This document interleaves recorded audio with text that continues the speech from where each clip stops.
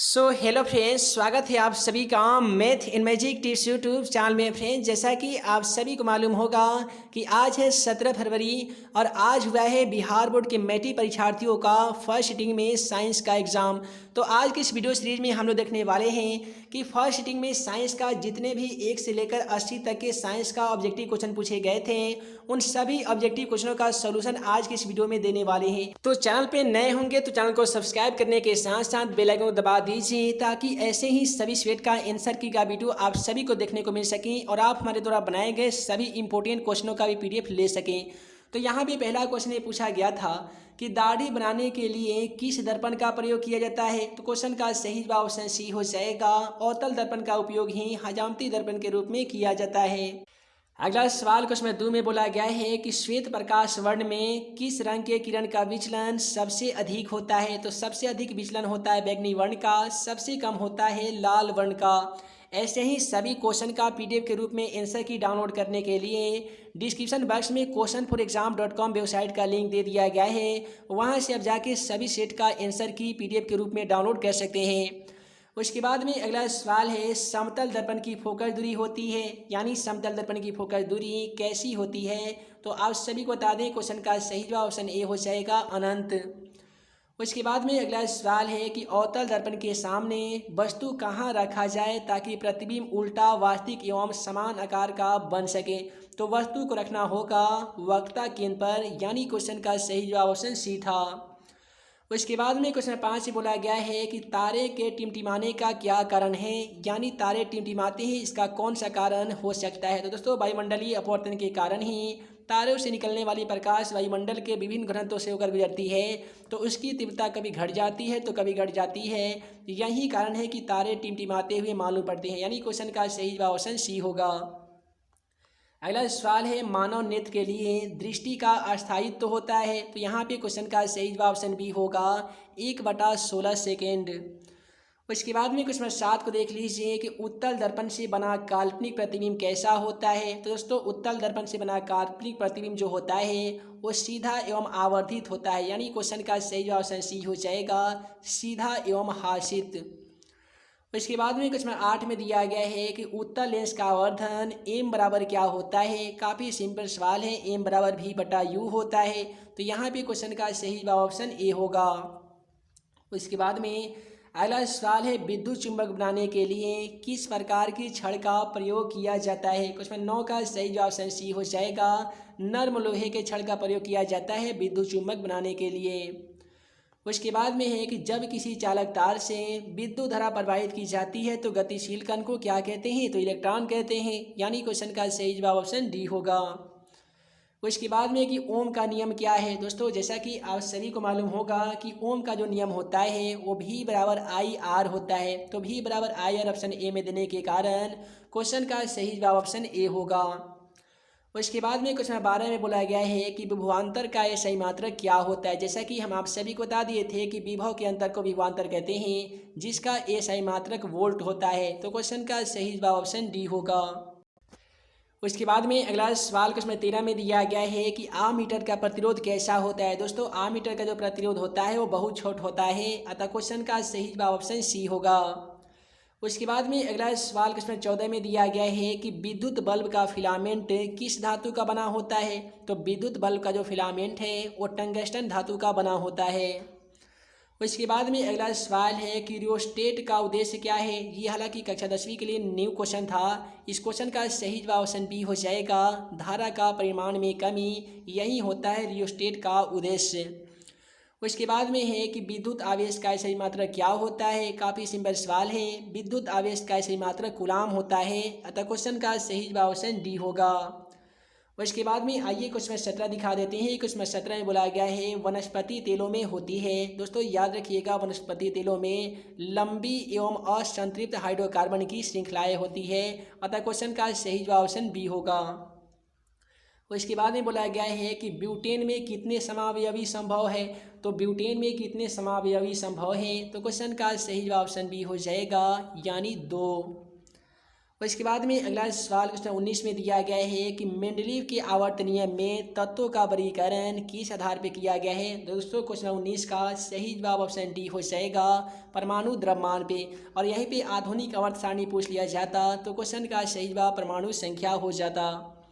उसके बाद में है कि अमोनिया के अणु में नाइट्रोजन एवं हाइड्रोजन के परमाणुओं की संख्या का अनुपात क्या होता है। जैसा कि आप सभी को बताया जाता है NH3, तो नाइट्रोजन की संख्या परमाणु की संख्या 1 होती है, 1 अनुपात, और हाइड्रोजन की परमाणुओं की संख्या 3 है। तो क्वेश्चन का सही जवाब 1:3 होगा। तो 1:3 ऑप्शन डी में देने के कारण क्वेश्चन 20 का सही जवाब ऑप्शन डी होगा। उसके बाद में है कि कौन कमरे के तापक्रम पे द्रव अवस्था में होता है। तो यहाँ पे क्वेश्चन 21 का सही जवाब ऑप्शन सी हो जाएगा, एथेनॉल। उसके बाद में बोला गया है सिरका में कौन सा अम्ल पाया जाता है। तो सिरका में एसिटिक अम्ल पाया जाता है। क्वेश्चन का सही जवाब ऑप्शन डी होगा। उसके बाद में निम्नलिखित में से कौन सा कार्बन की अपरूप है। तो यहाँ पे क्वेश्चन 23 का जो बिल्कुल सही जवाब हो जाएगा ना ऑप्शन डी होगा। ग्रेफाइट भी होता है, हीरा भी होता है, और फ्लोरीन भी होता है, इसलिए क्वेश्चन का सही जवाब ऑप्शन डी होगा, इनमें से सभी।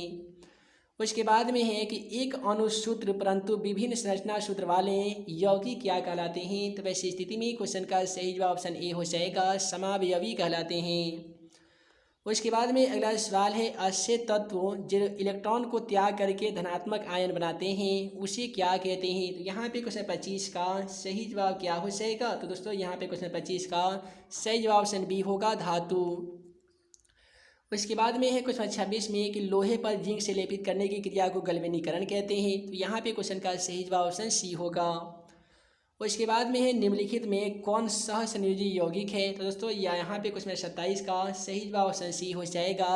CH4 जो है वो सरल हाइड्रोकार्बन भी था, जिसको हम लोग मीथेन गैस बोलते हैं, और यह सहसंयोजी यौगिक भी है।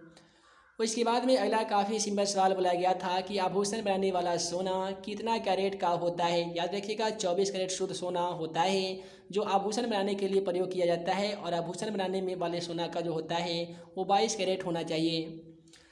उसके बाद में है निम्नलिखित में से कौन सा उत्कृष्ट तत्व है। तो यहाँ पे आप सभी को उत्कृष्ट तत्वों का उदाहरण खोजना होगा। तो क्वेश्चन का सही जवाब AR होगा, यानी आर्गन होगा।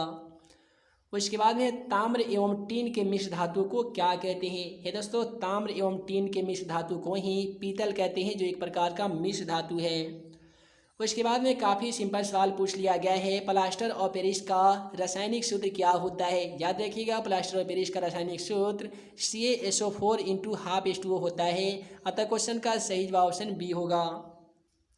उसके बाद में बोला गया है कि अम्ल और क्षार आपस में अभिक्रिया करके क्या बनाते हैं। तो दोस्तों अम्ल और क्षार आपस में अभिक्रिया करके प्रबल अम्ल को बनाते हैं। उसके बाद में है कि निम्नलिखित में कौन सा संवहन उत्तक है। यहाँ पे आप सभी को बताना होगा संवहन उत्तक क्या है। तो यहाँ पे बी और सी दोनों हैं, यानी फ्लोएम उत्तक भी है और जाइलम उत्तक भी है, यानी क्वेश्चन का सही जवाब ऑप्शन डी होगा। उसके बाद में अगला सवाल क्वेश्चन 34 में दिया गया है प्रोटोजोआ उत्सर्जीय पदार्थ का निष्कासन कैसे करता है। तो हे दोस्तों प्रोटोजोआ उत्सर्जीय पदार्थों का निष्कासन कैसे करता है, इसका आंसर में थोड़ा सा कन्फ्यूजन है। आप सभी स्टूडेंट को मालूम होगा तो कमेंट बॉक्स में इसका आंसर लिख दीजिएगा, ताकि आगे आने वाले स्टूडेंट के लिए काफ़ी सहायता हो सके। अगला सवाल काफ़ी सिंपल बोला गया था कि मनुष्य के शरीर की सबसे बड़ी ग्रंथि कौन सी होती है। तो वो लीवर ग्रंथि होती है, जिसे यकृत ग्रंथि भी कहा जाता है। उसके बाद में है कि शरीर का संतुलन बनाए रखता है, यानी शरीर का जो संतुलन है वो कौन बना के रखता है। तो सेरिबेलम बना के रखता है, अतः क्वेश्चन का सही जवाब ऑप्शन ए होगा। उसके बाद में किशोरावस्था में होने वाले शारीरिक परिवर्तन के क्या कारण है। दोस्तों याद रखिएगा किशोरावस्था में होने वाले शारीरिक जो परिवर्तन है उसका कारण है टेस्टोस्टेरोन और एस्ट्रोजेन, यानी क्वेश्चन का सही जवाब ऑप्शन डी होगा, ए और बी दोनों। उसके बाद में है कि मानव के हृदय में कितने कोष्ठ होते हैं। जैसा कि हम आप सभी को पिछले वाले वीडियो के माध्यम से बताए थे, मनुष्य में कोष्ठों की संख्या 4 होती है, मेढकों में कोष्ठों की संख्या 3 होती है। तो यहाँ पे मनुष्य का पूछा गया है, तो क्वेश्चन का सही जवाब ऑप्शन बी यानी 4 होगा। उसके बाद में क्वेश्चन 39 में बोला गया है रक्त क्या है। तो दोस्तों जैसा कि आप सभी को मालूम होगा कि रक्त एक प्रकार का तरल संजीव उत्तक है, तो इसलिए क्वेश्चन का सही जवाब ऑप्शन ए होगा। उसके बाद में जीन शब्द किसने दिया, यानी जीन जो शब्द है इसका प्रतिपादन किसने किया था। तो ये जोहान्स ने किया था, तो क्वेश्चन का सही जवाब ऑप्शन सी होगा। उसके बाद में अगला सवाल क्वेश्चन 41 में है, निम्नलिखित में कौन पादप हार्मोन नहीं है। यहाँ पे आप सभी को एक ऐसा हार्मोन का नाम बताना होगा जो पादप हार्मोन नहीं है। क्वेश्चन का सही जवाब ऑप्शन डी होगा, ऑक्सीटोसिन।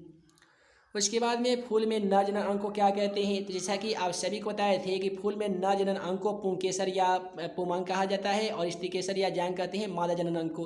तो यहाँ पे नर जनन अंग पूछने के कारण क्वेश्चन का सही जवाब ऑप्शन ए होगा।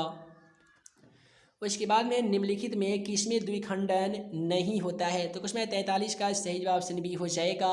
अमीबा पैरामेसियम यूग्लिना में द्विखंडन तो होता है लेकिन ईस्ट में नहीं होता है।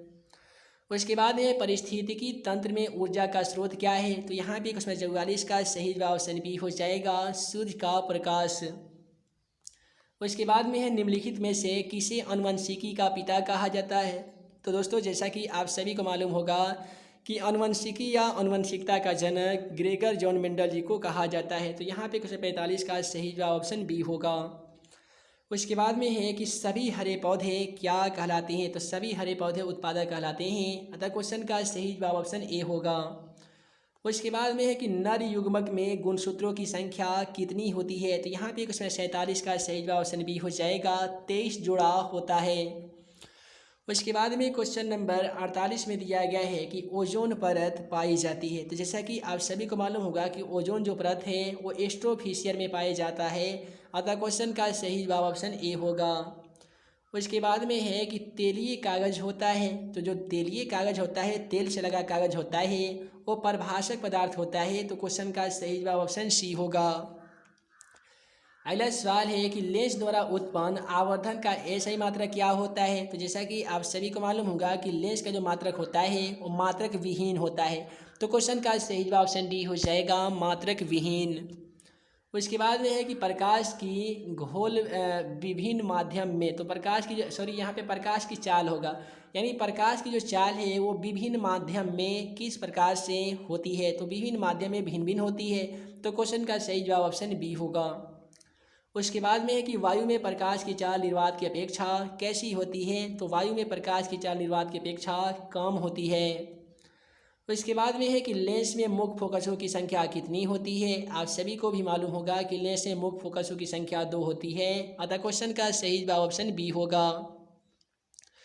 उसके बाद में क्वेश्चन 54 को देख लीजिए कि विद्युत का अच्छा चालक कौन सा है। दोस्तों विद्युत का जो अच्छा चालक होता है वो कौन सा होता है। तो ऑप्शन डी होगा, चांदी। उसके बाद में 55 में दिया गया है, शुष्क सेल में ऋण इलेक्ट्रोड बना होता है। तो शुष्क सेल में ऋण इलेक्ट्रोड किसका बना होता है। तो यहाँ पे क्वेश्चन 55 का सही जवाब सी हो जाएगा, जस्ता का।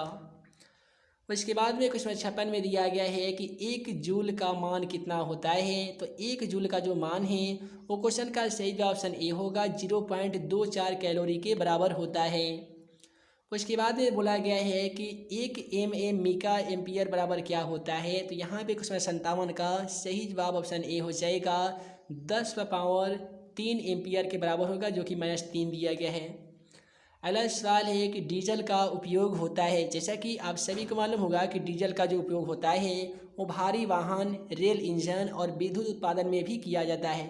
तो क्वेश्चन का सही जवाब ऑप्शन डी होगा, इनमें से सभी।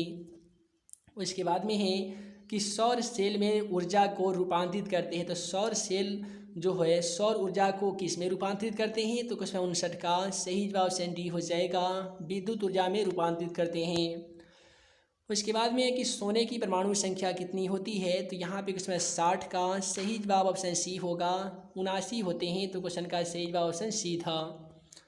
उसके बाद में है कि निम्नलिखित में कौन ऑक्सीकरण की क्रिया नहीं है। यहाँ पे आप सभी को बताना होगा कौन ऐसी क्रिया है जो ऑक्सीकरण की नहीं है। तो वो है अवक्षेपण। उसके बाद में ऑक्सीजन की संयोजकता कितनी होती है। तो दोस्तों जैसा कि आप सभी को मालूम होगा कि ऑक्सीजन की जो संयोजकता है वो 2 होती है। तो क्वेश्चन का सही जवाब ऑप्शन सी होगा। उसके बाद में अम्लीय वर्षा में जल का pH मान होना चाहिए। तो अम्लीय वर्षा में जल का जो pH मान होनी चाहिए वो होनी चाहिए 5.6 से कम। तो क्वेश्चन का सही जवाब ऑप्शन बी होगा। उसके बाद में बोला गया है कि चींटी के डंक में कौन सा अम्ल पाया जाता है। काफ़ी सिंपल सवाल है। क्वेश्चन 64, इसका जो सही जवाब हो जाएगा ऑप्शन सी हो जाएगा, मेथनोइक अम्ल, जिसे हम लोग फार्मिक अम्ल भी कहते हैं। अगला सवाल है बुझा हुआ चूना का अनुसूत्र क्या होता है। तो जैसा कि आप सभी को हम बता दिए थे कि COH का होल ट्वाइस होता है बुझा हुआ चूना का अनुसूत्र, यानी क्वेश्चन का सही जवाब ऑप्शन ए होगा। उसके बाद में है कि निम्नलिखित में कौन भस्म नहीं है। यहाँ पे आप सभी को बताना होगा कौन ऐसा ऑप्शन है जो भस्म नहीं है। तो 66 का सही जवाब ऑप्शन बी होगा NaCl। यहाँ पे NaCl सोडियम क्लोराइड होगा। उसके बाद में है जस्ता का अयस्क क्या है। तो जस्ता जो अयस्क होता है वो जिंक कार्डेट होता है, जिंक ब्लेड होता है, जिंक वर्सेट भी होता है। तो यहाँ पे क्वेश्चन का सही जवाब ऑप्शन बी होगा जिंक वर्लेड। उसके बाद में कि सिलिकॉन एक है। तो सिलिकॉन तो एक उपधातु है ना, तो सिलिकॉन क्या होगा, तो उपधातु होगा, यानी ऑप्शन सी होगा। इसके बाद में है कि एल्कोहल में कौन सा तत्व उपस्थित नहीं है। तो एल्कोहल में कौन सा तत्व जो है उपस्थित नहीं होता है। तो यहाँ पे कुछ 69 का सही जवाब ऑप्शन डी होगा नाइट्रोजन। उसके बाद में है मेथनोइक अम्ल का सामान्य नाम क्या होता है। तो मेथनोइक अम्ल को ही हम लोग फार्मिक अम्ल भी कहते हैं, जो चींटी के डंक में पाया जाता है। उसके बाद में स्वपोषी पोषण के लिए क्या आवश्यक है। आप सभी को भी मालूम होगा कि स्वपोषी पोषण के लिए क्लोरोफिल, कार्बन डाइऑक्साइड तथा जल और सूर्य का प्रकाश भी आवश्यक है। इसलिए क्वेश्चन का सही जवाब ऑप्शन डी हो जाएगा, इनमें से सभी। उसके बाद में सवाल में बोला गया है मैग्नीशियम पाया जाता है, यानी मैग्नीशियम जो है वो किस में पाया जाता है। पहला ऑप्शन क्लोरोफिल में, लाल वर्णकण में, वर्णी लवक और श्वेत प्रकाश रक्तकण में। तो यहाँ पे 72 का सही जवाब ऑप्शन ए हो जाएगा, क्लोरोफिल वर्ण में पाया जाता है। अगला सवाल है श्वसन के अंतिम उत्पाद क्या है। तो दोस्तों श्वसन के अंतिम उत्पाद को CO2 कहते हैं, यानी कार्बन डाइऑक्साइड और ऊर्जा भी कहते हैं। उसके बाद में कि दांत की सबसे ऊपरी पृष्ठ को हम लोग क्या कहते हैं। काफ़ी सिंपल सवाल है, इसे हम लोग इनामेल कहते हैं। कितने स्टूडेंट को लगता है क्वेश्चन का सही और डेंटाइन होगा, कमेंट के माध्यम से बता सकते हैं। अगला सवाल है मानव आहार नाल का सबसे लंबा भाग कौन सा होता है। तो मनुष्य के आहार नाल का सबसे लंबा भाग को हम लोग छोटी आंत कहते हैं। अगला सवाल है परागकण किसमें पाया जाता है। तो आप सभी को मालूम होगा परागकोश में ही परागकण पाए जाते हैं। तो क्वेश्चन का सही जवाब ऑप्शन ए होगा, परागकोश। उसके बाद में है कि चालिनी नलिकाएं पाई जाती है, यानी चालिनी नलिकाएं जो हैं वो जाइलम में ही पाई जाती है। अतः क्वेश्चन का सही जवाब ऑप्शन बी होगा, जाइलम। उसके बाद में है RBC रेड ब्लड सेल की जीवन अवधि कितनी होती है। तो यहाँ पे 78 का सही जवाब क्या हो जाएगा, तो ऑप्शन ए होगा 120 दिन। उसके बाद में है कि मानव शरीर की सबसे लंबी कोशिका कौन सी है। तो मनुष्य के शरीर की सबसे लंबी कोशिका को न्यूरॉन कहा जाता है। अतः क्वेश्चन का सही जवाब ऑप्शन सी होगा। अगला सवाल प्रश्न 80 में अंडाणु निषेचित होता है। तो अंडाणु का जो निषेचन होता है वो फ्लोपियन नालिका में होता है। तो क्वेश्चन का सही जवाब ऑप्शन डी होगा, फ्लोपियन नालिका। ऐसे ही सभी स्वेट का इंपॉर्टेंट क्वेश्चन भी पाने के लिए आप हमारे चैनल को सब्सक्राइब करने के साथ साथ हमारे mobile application math and magic tips को इंस्टॉल कर लीजिए, ताकि उससे तैयारी करके आप मैट्रिक एग्जाम में काफ़ी अच्छे खासे मार्क्स ला सकते हैं। हालांकि हमारा अगर जो भी स्टूडेंट पूरे वीडियो को बारी बारी से देख रहे होंगे तो उन सभी स्टूडेंट को मालूम होगा कि हमारे वीडियो सीरीज से बहुत सारे ऐसे क्वेश्चन हैं जो आपके एग्ज़ाम में टकराए हैं। ऐसे ही बहुत सारे आगे आने वाले जो एग्ज़ाम हैं उसके लिए भी हम प्रत्येक दिन वीडियो बनाते हैं। तो आप सभी वीडियो को बारी बारी से देखा कीजिए, ताकि आपको मैट्रिक एग्जाम में अच्छे खासे स्कोर कर सके। तो मैं मुख्यमंत्री सारी जल्द मिलूंगा अगले वीडियो में नए क्वेश्चन के साथ। तब तक के लिए वीडियो के लिए बहुत बहुत धन्यवाद।